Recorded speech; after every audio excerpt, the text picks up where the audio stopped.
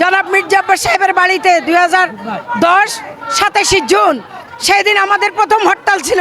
সেদিন আমি মির্জা আব্বাস সাহেবের বাড়িতে র্যাব পুলিশ যে আক্রমণ করেছিল সেই নির্মম অত্যাচারের শিকার হয়েছিলাম। আমার কোমরের 11টা ডিস্ক ফেটে গিয়েছিল। আমাকে দেশনেত্রী বেগম খালেদা জিয়া সিঙ্গাপুর থাইল্যান্ড থেকে চিকিৎসা করিয়ে এনেছেন। তারপরও দীর্ঘ 12 বছর আমি এই লাঠি ভর দিয়ে কিন্তু এই রাজপথে ছিলাম। দীর্ঘ 17 বছর 20 বছর 25 বছরের তার যোগ্যতা থাকতে হবে। মাঠে ছিল কিনা, পালিয়েছিল কিনা, এটা আমাকে আগে দেখতে হবে। কারণ আপনি যত যাই বলেন না কেন, আপনি অনেক যোগ্য একটা লোক দিলেন, কিন্তু দুদিন পর একটা দুঃসময় দেখে এই দলটাকে হাত ছেড়ে চলে গেল, তখন আমাকে এখানে কথা বলারই তো মানুষ থাকবে না। আমি এবার নির্বাচনের সময় কাজ করতে গিয়ে উপলব্ধি করেছি যে গর্ভবতী যে নারীরা, ঠিক আছে, তারা রাস্তাঘাটে উন্নয়নের জন্য ঠিক ডেলিভারির সময়ও মাদারীপুর সদরে হসপিটালে আসতে তাদের অনেক কষ্ট হয়। দীর্ঘ রাজপথে ছিলাম আমরা, দীর্ঘ 17-18 বছর একটানা রাজপথে ছিলাম, ভূমিকা রেখেছি, এখনও রাজপথেই আছি। কিন্তু আমরা চাই এবং অনেক ত্যাগ স্বীকার করেছি।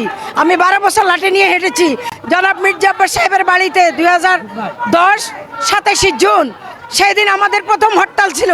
সেদিন আমি মির্জা আব্বাস সাহেবের বাড়িতে র্যাব পুলিশ যে আক্রমণ করেছিল সেই নির্মম অত্যাচারের শিকার হয়েছিলাম। আমার কোমরের 11টা ডিস্ক ফেটে গিয়েছিল। আমাকে দেশনেত্রী বেগম খালেদা জিয়া সিঙ্গাপুর থাইল্যান্ড থেকে চিকিৎসা করিয়ে এনেছেন। তারপরও দীর্ঘ 12 বছর আমি এই লাঠি ভর দিয়ে কিন্তু এই রাজপথে ছিলাম। স্লোগানে মিছিলে সবসময় সামনে কাতিরে ছিলাম। শেষ জেল খেটেছি ম্যাডামের সাথে 8 ফেব্রুয়ারি 2010 সাল, এবং আরও অনেকবারই জেল খেটেছি।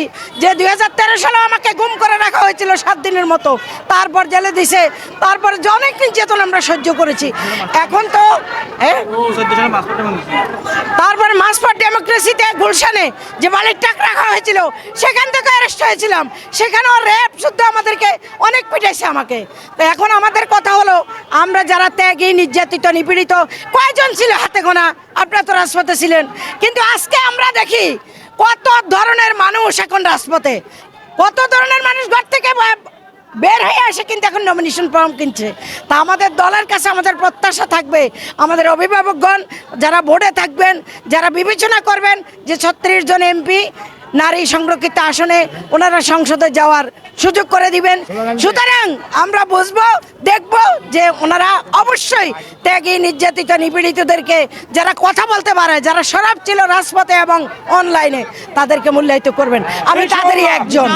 আল্লাহ রাব্বুল আলামিন আল্লাহর রহমতে যদি আল্লাহ পাক আমাকে কামিয়াব করে আমি সংসদ সদস্য হতে পারি, আমার প্রথম ভূমিকা থাকবে আমাদের অসহায়, অবহেলিত, নির্যাতিত নারীদের নিয়ে আমি কাজ করব। এবং যারা শিশুরা নির্যাতিত হচ্ছে, নারীরা নির্যাতিত হচ্ছে বিভিন্ন জায়গায়, যদিও আমাদের কথা বলা হয় যে নারীরা এবং পুরুষরা সমান অধিকার, আসলে কিন্তু কথায় আছে, কাজে নাই। সুতরাং আমি অবহেলিত যারা সবচেয়ে রাস্তায় পড়ে আছেন, আমি তাদের সাথে আছি এবং তাদের জন্য কাজ করে যেতে চাই। আমি অসংখ্য নতুন মুখ দেখতে পাচ্ছি। পুরনো মুখের সংখ্যা খুবই কম ছিল। আপনারা জানেন, আমরা যখন মিছিল দিতাম, আমাদের মিছিল নিয়ে ট্রল করা হতো, কারণ আমরা 5 জন 7 জন, কখনো কখনো 12-15 এর বেশি উঠতো না। তো আমাদের সব নারী মিলে, আমি যেটা বলছি ছাত্র দলে, তখনকার সময় থেকে যখন আমরা 5-7 জন মিলে মিছিল দিতাম, দেখা যেত ফেসবুকে কিংবা কোথাও পোস্ট করার সাথে সাথে খুব বাজেভাবে কথা বলা হতো যে আর কোনো লোক নাই। আসলেই তখন এরকম ছিল না। এখন যেটা দেখছি, নিউজ আমি নিজেও শেয়ার দিয়েছি যে 1200 মনোনয়ন ফর্ম জমা দেওয়া হয়েছে। আমার খুব শখ ছিল এই সবাইকে নিয়ে একটা মিছিল দেই, ওনারা সামনের সারিতে থাকুক, আমরা পেছনের সারিতে থাকি। তারপরে একটা আমাদের কাছে একটা স্মৃতি হয়ে থাকতো যে 1200 নারী নিয়ে আমরা মিছিল দিয়েছি। দেখেন, দুঃসময়টা কেটে যায়, দুঃসময় থাকে না, কিন্তু দুঃসময় আগলে রাখা হাত কখনো ছাড়াতে হয় না। এজন্য হয় না, দুঃসময় যে কোনো সময় আসতে পারে। প্রথমত আমি যেটা বলবো, যেহেতু সংরক্ষিত আসন কেন্দ্রিক, সেক্ষেত্রে অবশ্যই যোগ্যতাটাকে আপনাকে দেখতে হবে যে সে ওই জায়গায় তার রোলটা প্লে করতে পারছে কিনা। অনেকেই আছে আমাদের এখানে, আমাদের সাথে কাজ করেছে, শিক্ষাগত যোগ্যতারও তো একটা বিষয় আছে। ওখানে জনগণের কথা নিয়ে কথা বলতে হবে, জনগণের দাবি উত্থাপন করতে হবে, আন্তর্জাতিকভাবে বিষয়টাকে সবাই দেখবে এবং তার বিচক্ষণতাটাকে কিন্তু মূল্যায়ন করা হবে। সে যত যোগ্যতা এবং বিচক্ষণতার সাথে জনগণের দাবিগুলো সংসদে তুলে ধরতে পারবে, ততই কিন্তু সে এলাকার উন্নয়নে কাজ করতে পারবে। তো আমি যেটা যেটা মনে করি যে অবশ্যই দীর্ঘ 17 বছর 20 বছর 25 বছরের তার যোগ্যতা থাকতে হবে, মাঠে ছিল কিনা, পালিয়েছিল কিনা, এটা আমাকে আগে দেখতে হবে। কারণ আপনি যত যাই বলেন না কেন, আপনি অনেক যোগ্য একটা লোক দিলেন, কিন্তু দুদিন পর একটা দুঃসময় দেখে এই দলটাকে হাত ছেড়ে চলে গেল, তখন আমাকে এখানে কথা বলারই তো মানুষ থাকবে না। প্রথম এবং প্রধান প্রাধান্য দেওয়া উচিত বিশ্বস্ততা, এই দলের প্রতি তার আনুগত্য কেমন ছিল। দ্বিতীয় বিষয় হচ্ছে তার শিক্ষাগত যোগ্যতা। তারপর হচ্ছে যেটা দল বলেছে ক্লিন ইমেজ। দেখুন, আমি যদি আমার ব্যক্তিগত ইমেজ ভালো না থাকে, আমি জনগণের জন্য কি কাজ করব এবং আমার দল কিংবা দেশের ইমেজ কতটা রক্ষা করতে পারবো। অতএব এই জায়গাটাও মূল্যায়ন করা, আমি মনে করি যে এটাকে খুব ভালোভাবে প্রায়োরিটি দেওয়া দরকার। এবং সর্বোপরি জনগণকে ভালোবেসে জনগণের পাশে থেকে জনগণের কথা বলবে, দেশের কথা বলবে, দলের কথা বলবে, আমার সেই নারীদেরকে মূল্যায়ন করা উচিত। বেশিরভাগ আপনি বুঝতে পারছেন, আমরা বলছি যে আমরা যদি সারা বাংলাদেশ ওই সময়কার থেকে নারী নেত্রী খুঁজি যে ধারাবাহিকভাবে কাজ করেছে, মানে আমি 5 বছরের কথা বলছি না, আমি 17 বছর বলছি, আমি 20 বছর বলছি। 20 বছরে যদি আপনি খুব সহজ হিসাব, আপনি যদি কাউকে বলেন যে তোমার ক্রাইটেরিয়া হচ্ছে প্রতি বছরে অন্তত 20টা ছবি দাও, আপনি বাছাই করে ফেলতে পারবেন। আমি আপনাকে হলফ করে বলতে পারি যে 20টা ছবি 17 বছরে 20টা করে দিতে পারবে না। এবার আপনি আমাদেরকে বলেন 365 দিনে আমি কতটা ছবি জমা দিতে পারবো, কিংবা আমাদের মতো হাতে গোনা কয়েকজন কয়টা রাজপথের ছবি জমা দিতে পারবে।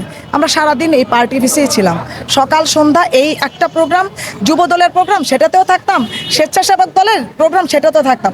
এখন আপনার কেন থাকতাম? যাতে করে মনে না হয় যে আমার দলবে আমার সবচেয়ে দুঃসময়ে আমি পাশে থাকিনি। আমি 2001 সালে মাদারীপুর সরকারি নাজিমুদ্দিন কলেজে ছাত্র দলের মাধ্যমে আমার রাজনীতি শুরু। আমি 2002 সালে ছাত্র শিবির মনোনীত ছাত্র সংসদে আমি সহ সম্পাদিকা পদে নির্বাচন করেছি।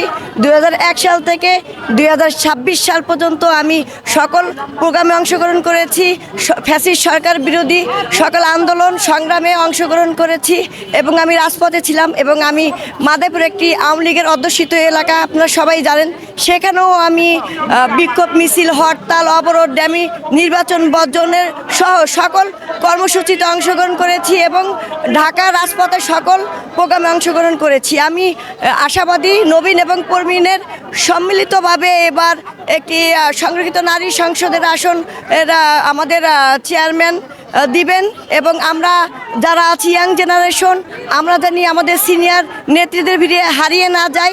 আমরা আশা করছি দল আমাদের মূল্যায়ন করবে। আমি এবার নির্বাচনের সময় কাজ করতে গিয়ে উপলব্ধি করেছি যে গর্ভবতী যে নারীরা, ঠিক আছে, তারা রাস্তাঘাটে উন্নয়নের জন্য ঠিক ডেলিভারির সময়ও মাদারীপুর সদরে হসপিটালে আসতে তাদের অনেক কষ্ট হয়, অনেক সময় রাস্তায়ও ডেলিভারি হয়ে যায়। কিছু কিছু শহরের কাছাকাছি অঞ্চল আছে যেখানে ট্রলারে যাতায়াত করতে হয়।